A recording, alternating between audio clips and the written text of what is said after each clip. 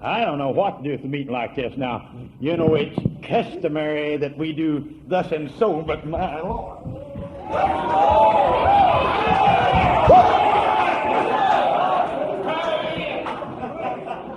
Amen. I've got an old preacher boy. Well, I just have them spells. Bad as the Dallas Cowboys. Come on. You think if you don't raise your little bony hand and have anything to do with it, forget it. Woo! Pack 70, 80,000 people in a stadium. Hoop and holler till they have the laryngitis. Why, they do it. I wouldn't give the snap of my finger for a football team or a baseball team or a basketball team. It wouldn't do it.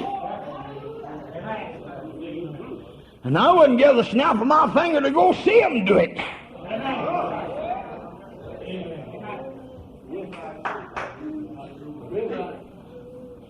Only thing I'm going by is that right there. I ain't worried about where you shake your hairpiece out, shake your rat out, or run till you fall. I ain't worried about it. Going to that right there.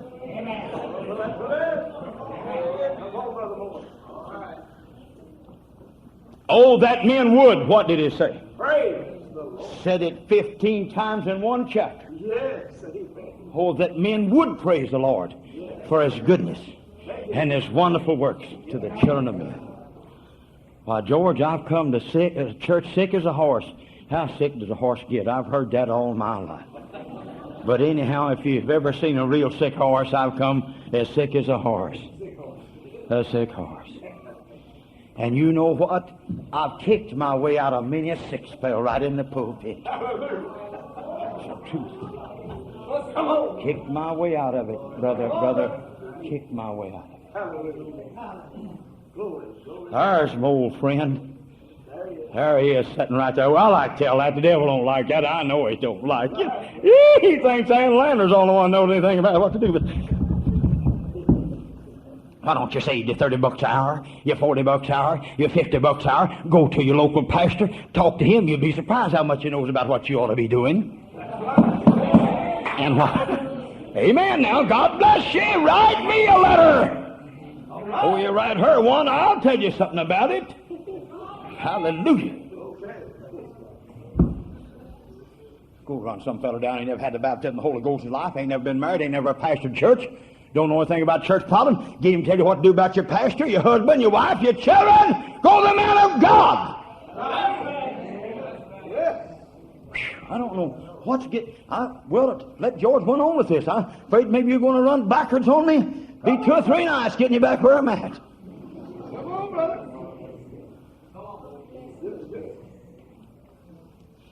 A few years ago, I met that old boy over there at a camp meeting. I didn't know him. He's come down now. The Lord revealed to him he's going to have a bad spell. And I said to him, brother, you're going down.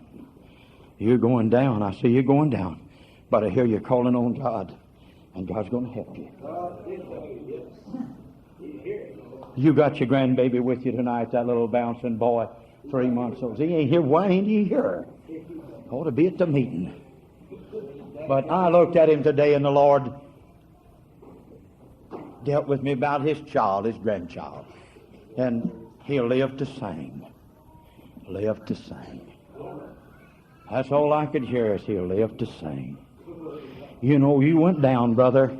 Down you went in the hospital, that bad heart attack, and up you come. I asked where you was at last night, and they said you was working. I never did shout because the fellows were working. I thought they ought to go to church if they could, but when I heard he was working, I felt like shouting.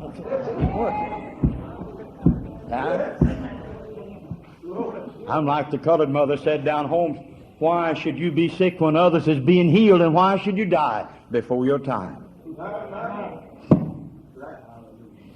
I called today into Oklahoma to talk with a sick preacher, and he said, Brother Moore, you know, the old boy in my church was here about 5 months ago, and he had that bad back, and anybody here got a bad back, you ought to listen. Listen. He is walking on crutches, and so bad he had to quit his job. A hard-working man. I mean, a man would rather have a job as a welfare check. And don't take offense at me. People deserves welfare checks. It deserves them. But any good man rather have a job as to have that. That's right. Ain't that right?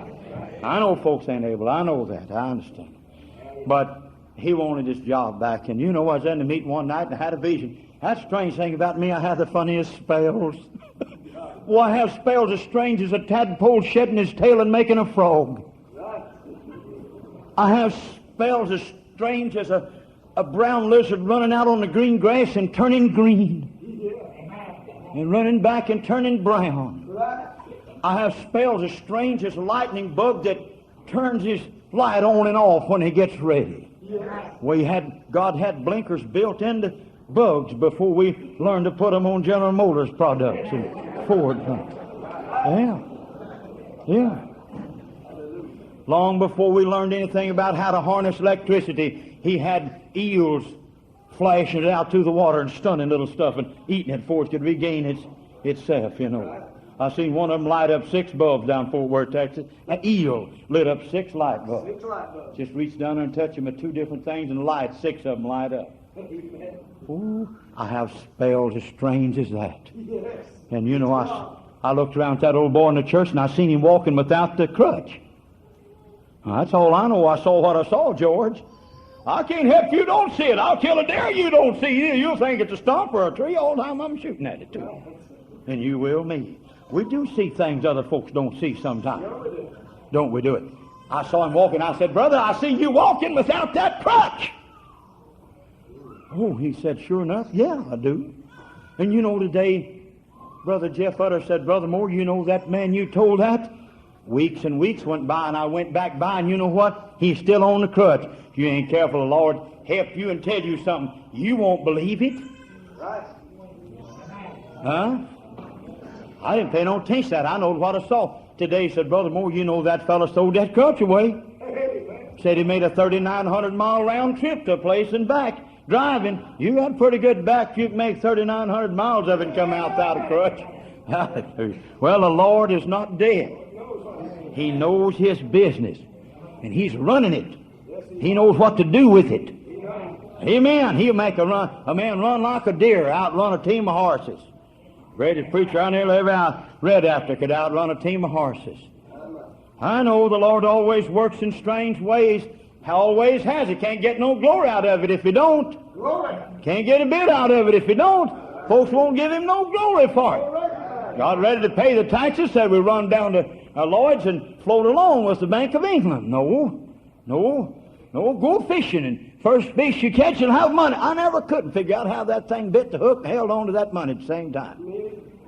But he bit the hook, and then when he pulled him out, he had money in his mouth. That'd be a strange way to pay the bill, wouldn't it? You know, the Lord gave me a new car. I hope I may testify tonight. The things that went so strange here, I like what, you know what, I like that music I can understand. Yes, brother. And you know why I like George Bluegrass? Because George is serious, and I'd rather hear that as any kind, nearly. Man, serious as that's he is. I love that. I come in here today, and these 2 boys are practicing. Man, I want to talk to you about music, I said. You know, I've sung and played all my life. Never a professional, but I may have been the side of God, but no one else. But you know what? I come in, I said, boys, I like that. Now look, I'm not trying to be smart, but I'm honest. And I'm not trying to be a fanatic. I'm just an old fogey, I guess. But anyway, I said to my girl, what are they singing? We come up there and turn the radio on. I said, what are they singing? You know, when I was a boy growing up, he said, give me a copy of that song. I'd like to sing it. You could get a long ways to Tipperary or Strawberry Roan or Steamboat Bill. There's all kind of religious, according to what even some professing religious songs supposed to be today. That's right. And I could learn the tune and pick up the tune and learn the words and sing about it. And now I'll say I'm honest. We have some precious friends down home. They'll get up on Sunday morning and say, now we're turning you in the hands of choir, and they're going to sing selection, Jesus, help me now, if you will. I know you can right now. And they'll sing that, and you can tell they wrote it last night. And then nobody else will ever sing it, and God bless them with it. But when they're through with it, you can't record it and learn it, because they don't remember what song they sing, and part of it to make up while they do sing. I'm honest. But I'm going to tell you, we got some fellas raking in some big dough off our people. There ain't nobody else can sing that nowhere because you can't understand it to start with, and the beats are crazy. Ain't nobody can pick it up or down or nothing else. That's right.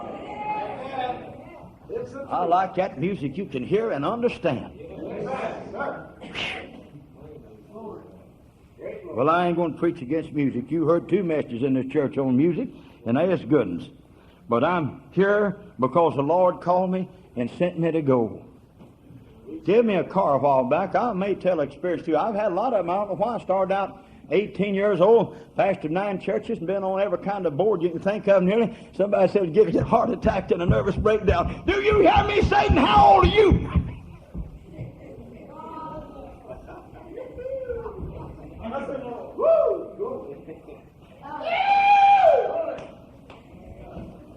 You give up to God and put spiritual weight back down there in your head. Yeah. They will deliver you from worrying about everything under the sun, your business and everybody else's.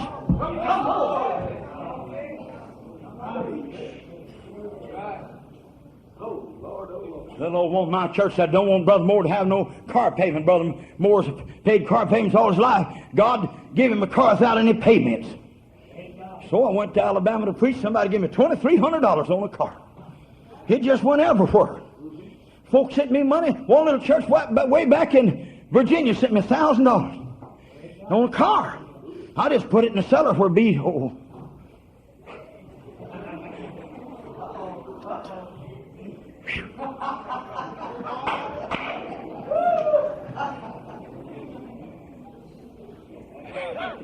Go ahead, just My wife's with me and she hides her money from me.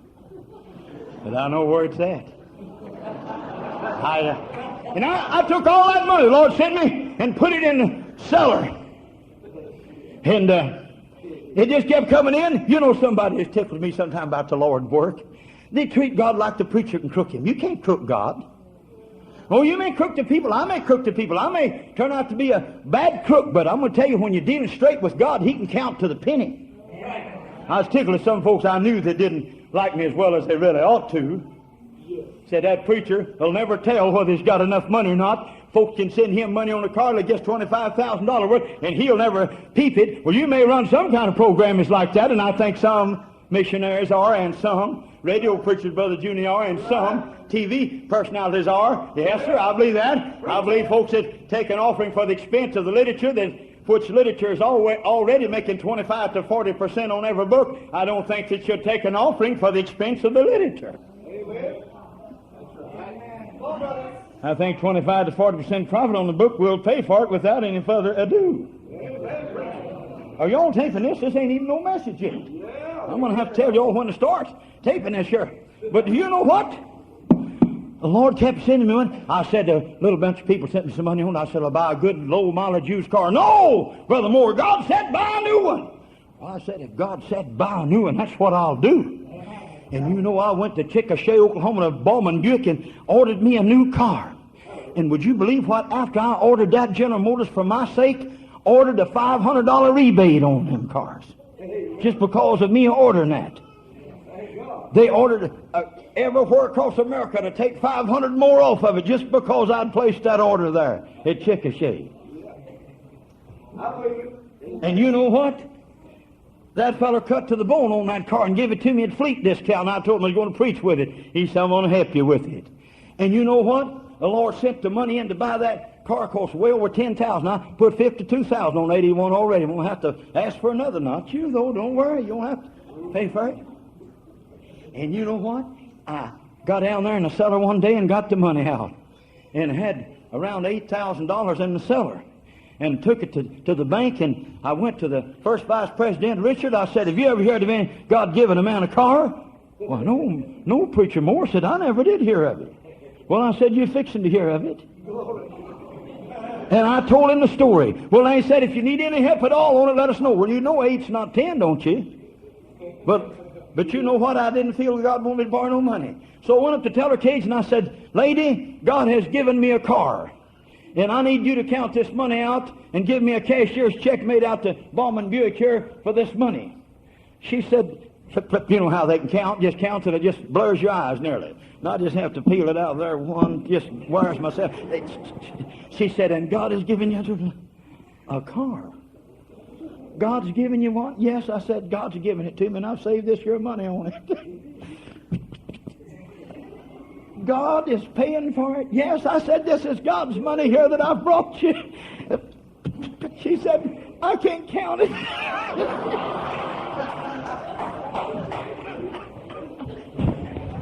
I said, I'm going to get on away from you so we can count them down and count it. Let her alone. She got her counted, and I went over to pick my new car up when it come in, and just before I went over, I had to make a flying trip into somewhere on an airplane, and an old boy that owns a car yard up in Oklahoma, and another that builds houses, drove me over to the airport, and on the way, one of them handed me a check, said, now, you see, it ain't got nothing wrote out on who it's to, but when you get the new car, you pay the tax on it and buy the tag for it and write our name in on that. I'd run $265 or $70. Whew. Lord have mercy. Went to get that car, and that dealer said, I've cut this price so low, Mr. Moore, I ain't hardly making no money on your car, because I had to pay half of that rebate. The factory made me pay half the rebate, and they put that in after you bought it. I said, you tell me the truth? He said, I sure am. The Lord touched me and said, you give him an extra $100. So I'll give you an extra $100 to give that dealer. Give it to him. He said, a deal's a deal, Mr. Moore. You don't have to give us no more. I made a deal. Yeah, but I said, I am. Are you telling me the truth? He said, I am. What are you? He said, I'm a Church of Christ elder. You know, God wants to shine a little light sometime. I gave him an extra 100. You can't hardly burn that car up. You boys have a smoking habit. Used to have it myself, but don't have it in my car. Just a little while now. I've talked too long to preach very long. But didn't you enjoy the visitation of the Lord? Now, do you know anything about it? He can't visit you. If you're not careful, you can't get no visit by watching whether somebody else is or not.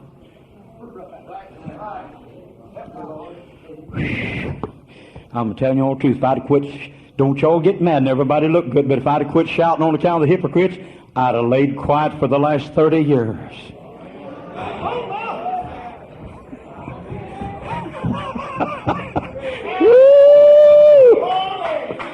Thank God. Yes, sir. Bought that old car. The Lord's blessed that old car. Hear ye and give ear from Jeremiah 13:15, and be not proud. I got this before we ever had this tonight. For the Lord has spoken, he'll cut you down. Just do a little talking, shake the whole world up with it. Talks fish talk. Spake to the fish, and the fish vomited out Jonah on the dry ground. Speaks to the wind. Get down there and be still. Just lays down. Right. Yeah. Talks fish talk. Give glory to the Lord your God before he caused darkness, and before your feet stumble upon the dark mountains, and while you look for light, and he turn it into the shadow of death, and make it gross darkness. But if he will not hear it, my soul shall weep in secret places for your pride. Mine eyes shall weep sore, run down with tears, because the Lord's flock is carried away captive. Just a little while tonight on a simple thought I got on the road. Just a simple, that's all I can think of, simple things. I've been that way all my life. But warnings. And I knew you'd had a lot of them, see. I knew you had had a lot of warnings. And I thought, Lord, what good would it do me to talk to them people, them good people up there in Ohio, that'll be coming to that meeting about warnings. But since we have been such a heedless generation, and we just keep on sticking our fingers on the things we know that'll mash them, with signs everywhere that said, keep hands off. Because we just keep running stop signs, and we warn before we do that there's going to be a police there some morning, and you're going to get it. He's going to be. And sure enough, we got it. I got it myself. Embarrassed me. Asked me what I done. I wished he'd just told me how much it was. And asked me what I was doing. But warnings. I just came from a hospital in Oklahoma City. From my wife's sister's side. A year ago, Beulah was holding 2 jobs. She didn't have time for church. I wish Beulah was here. I won't say anything to hurt Beulah. She wouldn't mind me warning you. But the man of God said, if you won't hear it, my soul shall weep in secret places for your pride. Somebody needs to be doing that for America right now. Not after a while, right now. Needs to be weeping in secret places for the pride of our country. I'll come to Beulah. Beulah came to the hospital a year ago. I'm hurting in my back, she said. They checked her. They said, you have cancer of the lung, liver, and back. Just like that. Her job was gone. Her boyfriend came in the hospital. Beulah's 51. Walked down the hall to visit her. She heard he was coming, and she sent word out and tell him bye-bye from now on. Goodbye from now on. Lester said, I need help. We prayed, and God saved her. She's saved right now. She's never complained to me. She's never said, why did God let it happen? The only thing she says, she's skin and bone now. The doctor said maybe she had 3 weeks, 6 weeks at the most. God has given her a year and blessed her. And the people of God had come and put a piece of money in her hand. And she said, why did they do it, Lester? I said, it's God's children. They love you. They don't know me. I said, I know they don't, but they're God's people. He has worked for her, and she's seen him work, and she knows he's working. But you know, Beulah had a husband that just died a while before with cancer. And he died with cancer of the lung, and they said it was caused from smoking. My mind is just on warnings tonight. Warnings. The prophet said, hear, give ear, be not proud, saith the Lord. And if you don't listen to him, I'm going to turn your light into darkness. You're going to be able to see where you're going. And if you won't hear it, my soul will weep for you. I'm telling you what's happening, children. What's facts. This man passed away, Mr. Spence did, with cancer of the lung. Beulah watched him dwindle away from walking to a wheelchair, and from that to the bed, from the bed to long eternity. She said, I'll never smoke again. I'll never smoke again. That's one thing I'll never do, is never smoke again. You know what Beulah was doing when that hurting in her back started? Smoking again. Smoking again. Just warning tonight. I don't know who in the world is here that would need a thought like this. But you know, as I went up to see Beulah, oh yes, she's saved now. But you know what the nurses, some of the nurses are doing that's waiting on Beulah? They go into this certain room here, and when they come out, the smoke fogs out behind them. And you can smell the tobacco on them. And if you will ask them whether they smoke or not, they will say, yes, I do. And they're on the 10th floor of South Community Hospital, which is the cancer ward. And they know very good and well what tobacco has done and will do and is doing to souls up there, and yet they do not heed the warning. Heed the warning. They won't pay no attention to the warning. You know, my wife told a woman, my sister's dying with cancer. And she knew that her sister was not religious. And she knew that B was religious. My wife was a Christian. And she said, and I'll guarantee you she don't even smoke.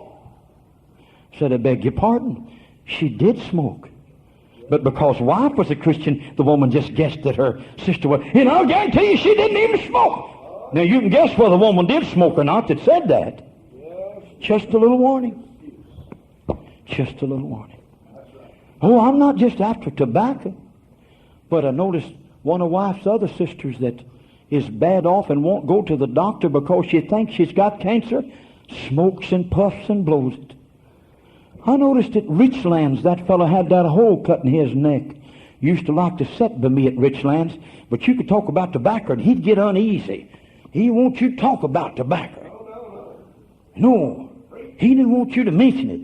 But since they have taken his esophagus out, since he cannot talk, and it was caused, the doctor said, from the use of tobacco, he gets on the platform when you preach against it. Different times he's been known to do this, and he'll back you behind you and point at his neck.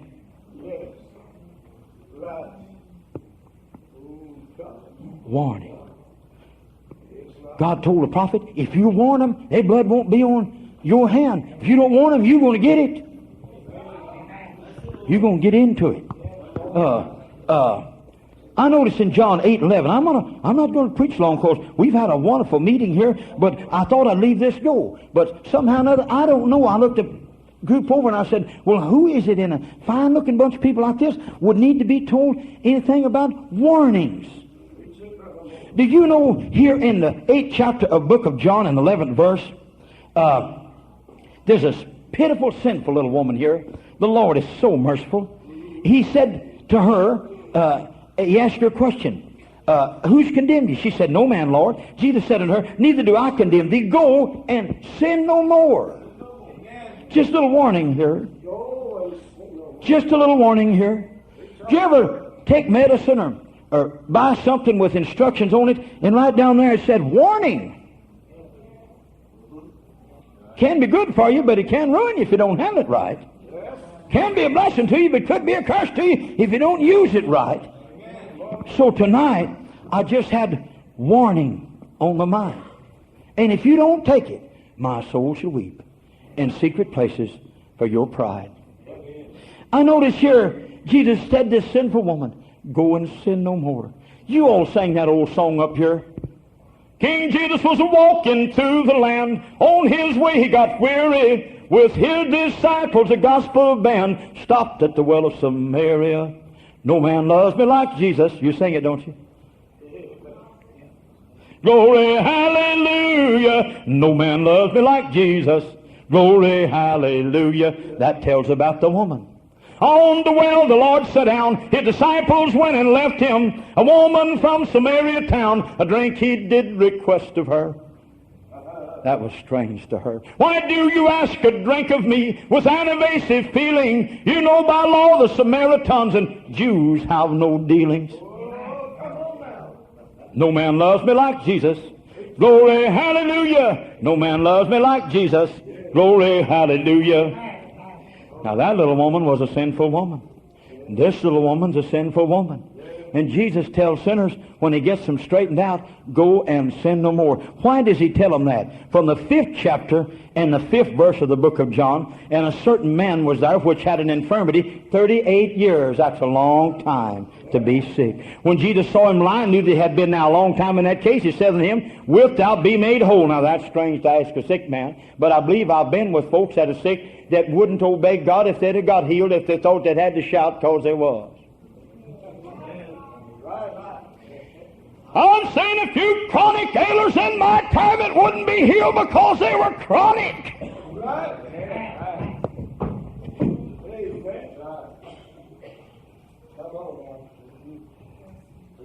Wilt thou be made whole? George, will you now? Will you take another circle if God will heal you? All right, you have to get it then. Not everybody. Somebody said, ain't no use asking silly questions. Why should you ask a sick man, wilt thou be made whole? You know it'd be whole if it could be, would you?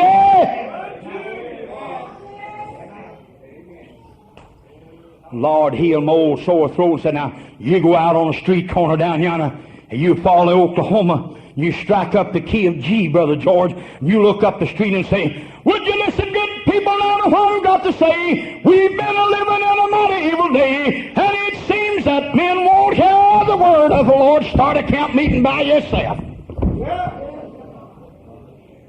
Wilt thou be made whole?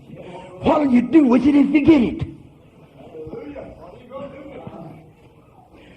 I thought Oral ought to told that woman down in Oklahoma that said she got healed, that said now I can dance. I thought he ought to told her, no, don't you go back to the dance hall. You do all your dancing here in the church. But he didn't. I'm from there. Yeah. Wilt thou be made whole? The important man answered, sir, I have no man when the water's troubled to put me into the pool while I'm coming another step down before me. There's always somebody in front of you, ain't there? Had the Holy Ghost a long time, but it wasn't for them. Yeah, some folks have been saved a long time, but it wasn't for them in front of them. Jesus said unto him, rise, take up thy bed and walk. Glory to be God, hallelujah. And immediately the man was made whole and took up his bed and walked. On the same day was the Sabbath, and he broke another one. We had a meeting with Brother Bridges from Georgia a while back, and I got up and broke every rule in Haley's handbook that Sunday morning. unbeknownst to me. I didn't know I broke every rule in Haley's handbook that morning. But I know I did because Brother Bridges told me I did.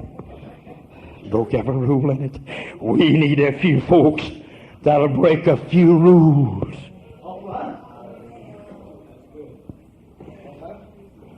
Run around here with his bed on his shoulder on a Sabbath day. All right to go get your donkey. All right to go get your mule, your horse, your cow. Get it out of the ditch. Take food to it. If you have to make service for it, deacons will understand. The pastor forgive you. Church will clap hands the next service because you wasn't there, because you was after your stock. Yes. But don't you carry your bed around here on a Sabbath and say Jesus Christ healed you. Say it any other day, but not the Sabbath. This is a holy day.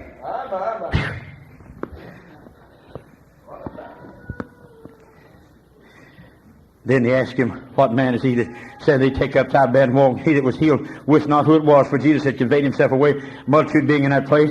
Afterward Jesus findeth him in the temple, said to him, behold, thou art made whole, sin no more, lest the worst thing come on you. Warnings is what's on my mind. What could be any worse in being sick for 38 years? 38 and 38 is, how much is that? 76. And he's a grown man when Jesus found him. Well, what could be any worse than 38 years of sickness? 38 years more of it? No, that'd be the same. That'd make him 76. Something worse than that could happen to him. Don't sin anymore, lest the worst thing come on you. Warning. I'm going to tell you a little story. I'm going to wind up as soon as I can. Now, I debate about whether to tell you this or not, but I'm going to tell it to you. And I'm glad to be with you, and I know this is not great. I knew that when it come. But look, years ago, there's a young man in Oklahoma, went to the 4th grade. They pulled him out to pick cotton, snap bowls down there. There's poor people. As soon as that boy is 14 years old, he's riding a motorcycle and giving every dime he made to mom and daddy to help them live. He growed up and married a woman over yonder at Middleburg, Oklahoma. The old enemy said to him, you need to take a little shot once in a while at the boy so it can be one of them. He did. Held money out each week from his little check and supported his family. Put clothes on his family. They never went hungry. But he managed to get drunk and carouse around. Save a little money out of his paycheck and hide it from his wife and drink. A few years went by. He become a pretty heavy drinker. One night on a dark night, he got up and walked through his house, insane, throwing things against the wall and throwing things off the table. His wife following him, picking up after him, couldn't talk to him. He was out of his mind. The law was called that night, and they took that man to the insane asylum in Oklahoma. Checked him in. They tapped his spine, a bad venereal disease.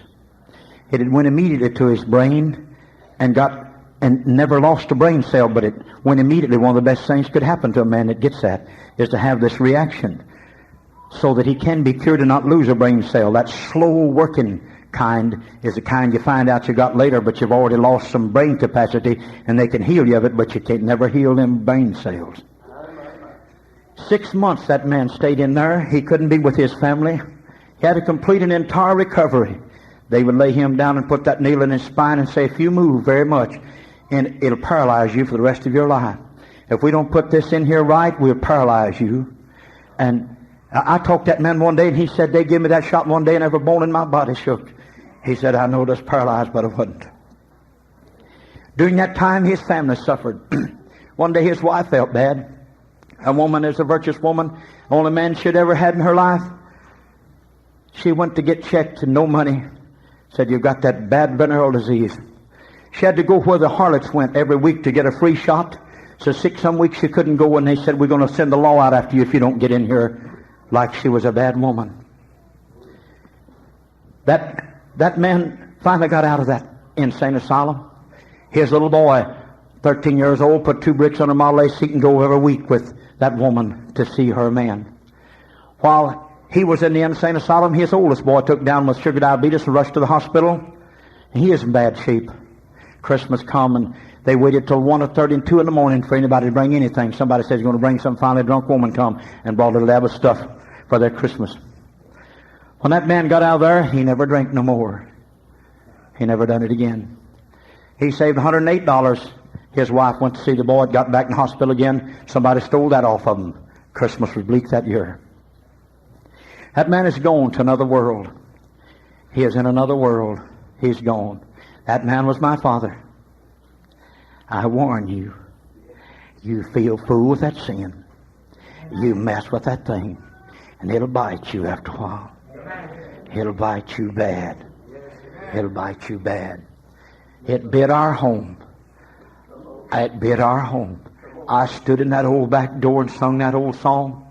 Trouble in mind, I'm blue, but I'll not be blue always. The sun's going to shine in my back door someday. A sinner.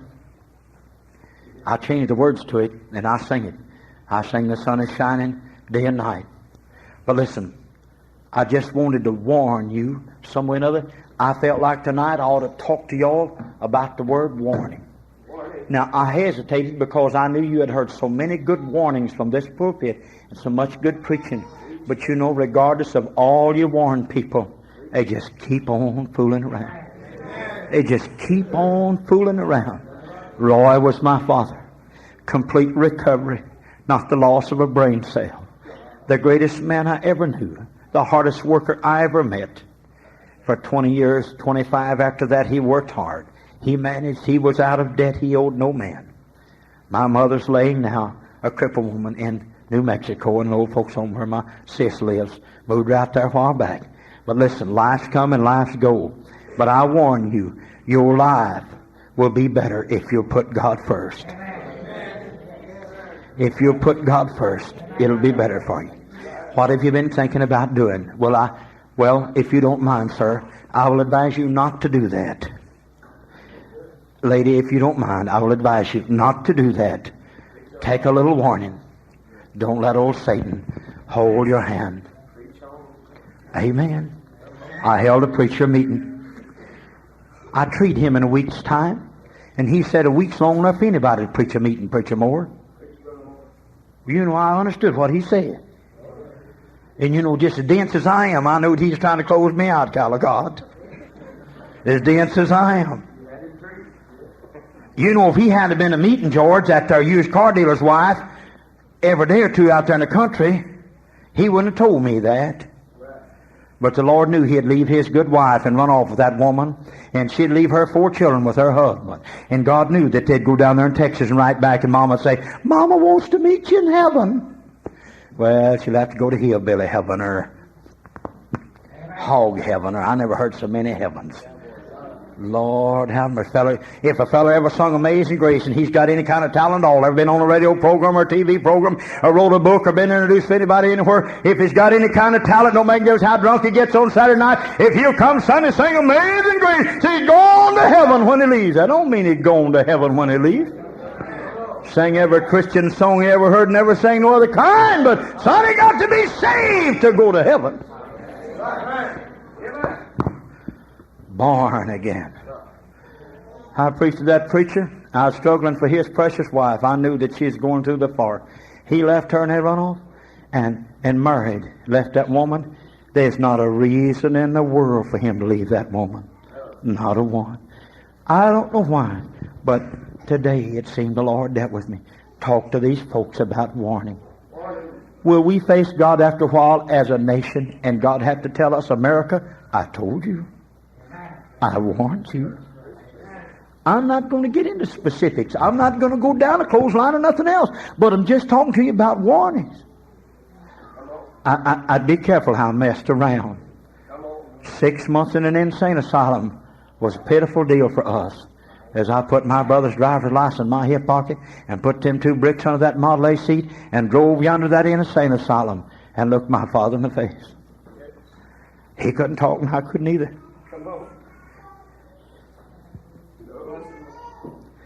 It was sad, folks. It's sadder than a black night. I lived a nightmare for years. I could see my daddy walking at night to the house, throwing that stuff against them walls. I could see him. I could hear him. But that's over. But I'm warning you. You mess around out there. You don't, listen, as a Christian, you got to be careful.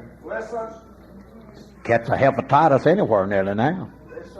Our country's so full of evil and the devil and sin, you're liable to catch anything and you living for God. But if you don't live for God and you're not saved children, you are taking a chance. I warn you. I'm a warning you. What on earth under heaven would cause us to have diseases that we have no cure for? Nothing but judgment. Nothing but judgment. I ain't talking about cancer right now. We have an incurable disease amongst our people. They can't even get well of it. And it all started in that old hippie mess, son. Crawling out from one of them culverts with them old dogs, them old guitars, and that old shaggy hair, and that old girl that runs that boy. I'm so ashamed of the Geographic I could write them about it. So ashamed of leading publications in America I could write them about it. While they have boldly put in a man and woman's picture in your Geographic. And, well, there's an old boy and his wife that took a float trip down one of the wildest rivers in the Amazon territory and survived it. And you'll think there they are. But you come to find out at the end of the article, they weren't married.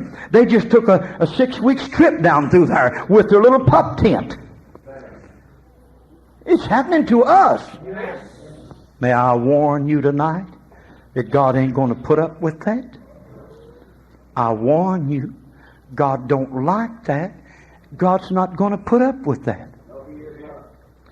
I was 47,000 feet high in an airplane a while back. And I read in a book where that a fellow was going to marry his girlfriend. And I said, that's all right. He's going to marry his girlfriend. Going to have a marriage. And their 6-year-old son was going to be the ring bearer.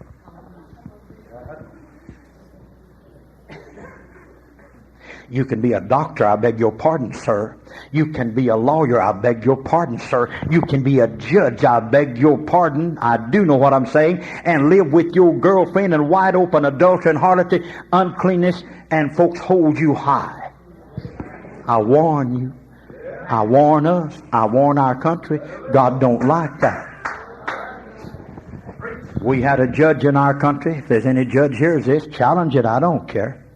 Know what I'm saying? Had a judge in our country, looked like a woman, acted like a woman, long hair like a woman, ought to have. And he got in court, and as a woman come before him, and he talked to her about her case to her. She cried, said, don't have nowhere to stay tonight. Well, we'll put you up for the night, and you'll be back in court tomorrow. So he took her home with him. Bad news got out on him. This happened. And said, well, what, you took that woman home? So he just excused himself from the case. Great mannerly man, knew the law, excused himself. And then they asked him, well, what was the deal? Nothing. He said, me and my girlfriend slept in our room, and she slept on the divan in our apartment. Nothing unclean or unrighteous went on. Yeah. Well, they said, all right then. Take that now. That fixes it. It didn't fix it with me. When he said he and his girlfriend slept in their room, the judge, I'm talking about a judge, he wasn't fired. He disqualified himself because of the accusation about him and that woman. Nobody ever dared bring an accusation against him and his girlfriend. I went to a relative's house a while back, and a little boy come in about size that precious. I'm his favorite preacher, ain't I, son? I tell you, I've got one backer here. I'm for his dancing and his running. Don't say nothing about it to me. I'm for it. I went in, and that little fellow met and said, where's your mama? Said, she's still in bed asleep. Asleep, yes, she sleeps back there. Her and who? I know she didn't have no husband. What's she doing living in this old woman's house? Well, she's sleeping with a former jailbird back there. I don't hold jailbird against folks. They just need to get saved. But he still wasn't saved. Sleeping back there in the bed with him and her child by another man here that had left her long before, and her little baby by him. And I just put near got to aggravated.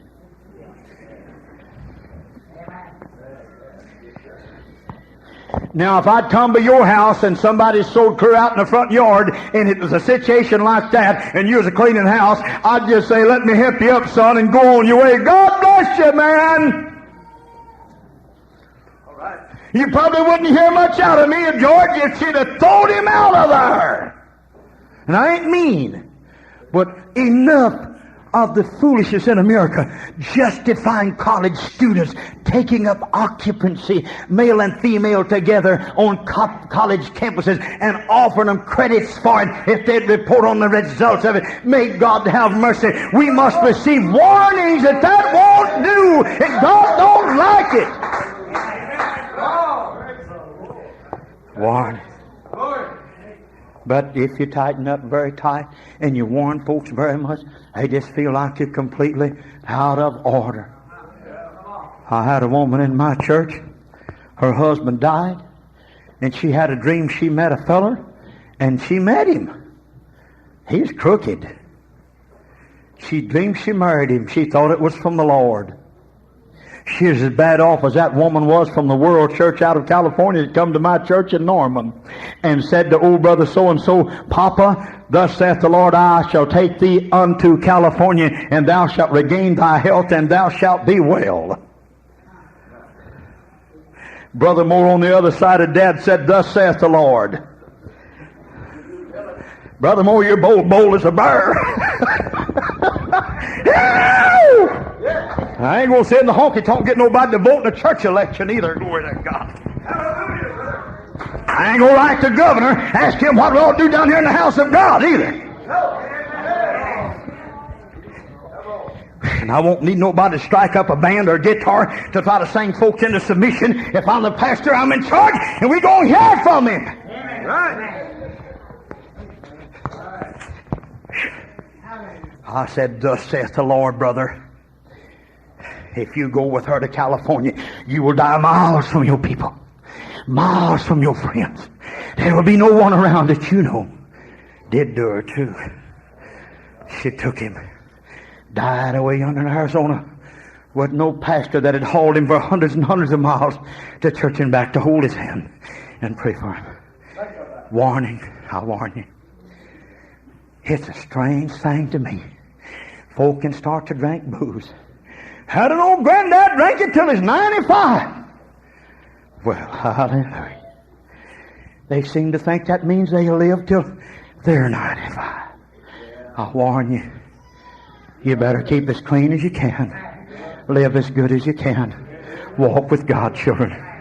I speak as middle-aged man now. My youth is come and gone. I've spent it on the road running and preaching, sleeping on a park bench and thumbing my way down the road when I run out of gas stamps. The other day at 62 years of age, Russell Stewart, the man I preached with, went on to another world. He's already gone. You're on your way. I warn you tonight, sin no more. It ain't no better. Don't think it is. Don't think that rot gut's any better just because they put it in a colored bottle. Don't you think that stuff somebody said, we got some 9 years old. Great God have mercy. If it's 9 years old, throw it out of the cellar. I don't care if it's canned beans. I don't care if the best can in the whole world canned it. Throw it out if it's 9 years old. Don't try to get me eat it, drink it.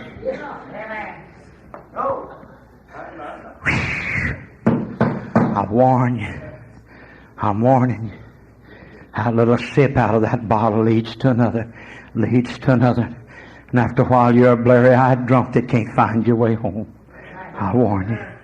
I don't want to make you feel bad and make you think I think all of you is bad people. I don't. I'm just warning, that's all. We got signs all over the oil field in Oklahoma warning people. I stepped up to a steel breaking machine, and I wanted a piece of steel, about half-inch steel broke off. I was welding for American Body and Trailer then. And I said, Ed, I want the steel broke off. I've got it laying where I want it, and I want that much broke off of it. And he run the breaker. I handled it and said, Moore, you're not ready to break that steel. I said, what's the matter? I was glad he was looking. I didn't understand. Some folks is honestly messed up. They don't understand. Nobody's told them. Nobody's warned them. Behind that big blade were cylinders about that big, built into the back of the blade. In each cylinder, hydraulically operated, was a big plunger, a big flat thing like a hydraulic jack, and it come out and hit the steel just before the cutting blade did, to be sure and hold it where you had it while it cut it off. I hadn't had any experience. Had my fingers under them cylinders. But a good man was watching, and a good man understood that that wouldn't do. He knew the end of that folly there. He knew that mistake would be a boy with no fingers he could use. Pull your hands back, LD. Way back on that steel. Now watch. Hold them right where you got them now. Watch it. I watched, and out of each one of those things, just before that big, oh, it would have just ruined me. I was standing outside the shop one day. I'd run a lathe. I used to run a lathe. In an oil field shop.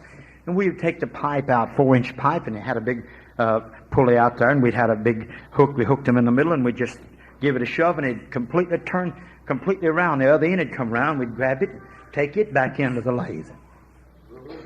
My daddy was sitting over here watching. I throwed that around, daydreaming, standing there. I heard my daddy scream. I looked up in time. That solid steel weighed hundreds of pounds, traveling around. If it just bumped your head, you had it. Your brain, your mind, your body. I was glad for the old man in overalls that was doing nothing but observing. And he said, hold it, son, watch it. That's what preachers are for sometimes. They're not to say you're bad. They're not to say you're mean and not to be mean to you. But I warn you tonight. Now, for some reason, the Lord dealt with me today. Somebody here, you fix and take a step, it won't do you no good. Won't bring nothing but heartache. Won't bring nothing. I never will forget that. They asked me to smoke. I gagged, I coughed, I got dizzy-headed. I thought I'd try dipping. Granny could take a peach tree limb and soak it in Gary till it's that big around. And the way she done that, it just made it look like peppermint candy. I tried it. Yeah. The first reaction to it was a God-given reaction. Right. That every young boy or girl just about goes through when they try to make this system adjust to things that ain't made for them to use. Right. You can gradually overcome it. You can gradually overcome it until you build up a little resistance against it. Then it gets to be such a habit, you know yourself, you'll admit it, you got the worst taste in your mouth you ever had. And you know that. Got such a terrible cold, it took a bushel of coal. No, you didn't. 3 weeks after my daddy quit, after 40 years of smoking, he never coughed like that no more. Warning, just a little warning. Don't let Satan hold your hand. You'll be lost in sin forever. You'll never reach the promised land. How about it? I preached a little meeting a while back, and there's 9 come to altar, been quite a while ago, to get deliverance from tobacco. I used to have the habits of bad boys. I'd throw away the lucky strikes and be back on the camels in 2 hours. I'd swear off the camels and be back on the bull durham in 2 hours. I won't tell you I was one of them. I'm not making fun, but I'm warning you. It'll be better for you if you won't do it. You'll live happy if you'll consecrate your life and ask God, as we stand, how many needs help tonight? Will you come? How many wants help tonight? Did I touch you with the warning just a little about something I don't know anything about? If I did, be as honest with me as I have you and come down here and let's pray about these things. Don't feel bad about coming. This is not the judgment. This is where mercy reaches people. And God wants to help people and bless people. This is where mercy is manifested. And that's what we're here for. Will you come, please?